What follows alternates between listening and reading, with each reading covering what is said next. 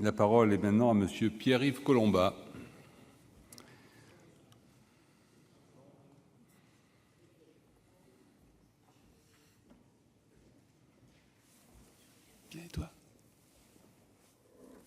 Monsieur le Président, Monsieur le Ministre, cette proposition de loi de bon sens ne peut que recevoir notre approbation.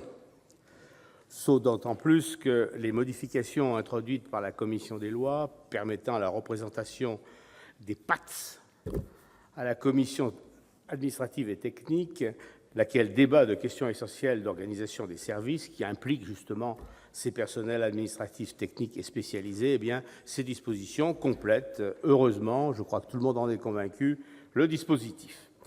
Inutile d'en dire plus sur ce sujet. Par contre, puisque l'occasion m'en est donnée, je ne peux pas ne pas rappeler, comme je l'ai fait en commission après Catherine Troendlé, qu'il serait peut-être temps que la concertation ouverte depuis des années entre le ministère de la Santé, en principe responsable des secours sanitaires, avec le ministère de l'Intérieur, tutelle des SDIS, qui ne finance pas mais utilise, que donc cette concertation accouche d'autres souris que les souriceaux habituels. Je rappelle en effet que les intervenants juridiquement occasionnels que sont les SDIS sont devenus les principaux acteurs du secours aux personnes aux frais des collectivités territoriales, ce qui pourrait d'ailleurs expliquer le peu d'empressement des gouvernements successifs à modifier le statu quo, tellement intéressant pour lui. Les pompiers refusent d'autant moins d'ailleurs de faire le travail que sur une grande partie du territoire, ils sont les mieux placés et les mieux équipés pour cela. Ce qu'ils demandent par contre, et ce que demandent les élus, c'est d'être au moins correctement défrayés pour le service rendu. Or, ce n'est pas le cas, loin de là.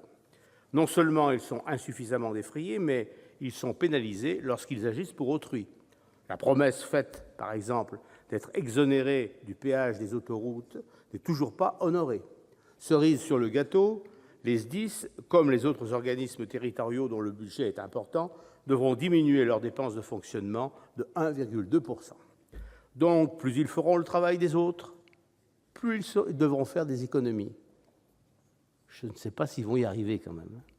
Quant à la généralisation des plateformes de régulation des interventions sanitaires communes au SAMU, SDIS et à la police, et autres préconisations que Catherine Troendlé et moi-même avons faites depuis quelques années, eh bien, on attend toujours peut-être le prochain scandale, comme celui de Strasbourg il y a quelques mois, pour faire bouger un peu les choses. Mais avec un gouvernement start-up, tous les espoirs sont permis. En attendant, nous nous contenterons de voter cette proposition de loi, d'autant plus volontiers d'ailleurs que là aussi, on pourrait s'étonner qu'il ait fallu attendre autant de temps pour parvenir à cette heureuse issue et tout à fait normale vu le cours des choses. Je vous remercie.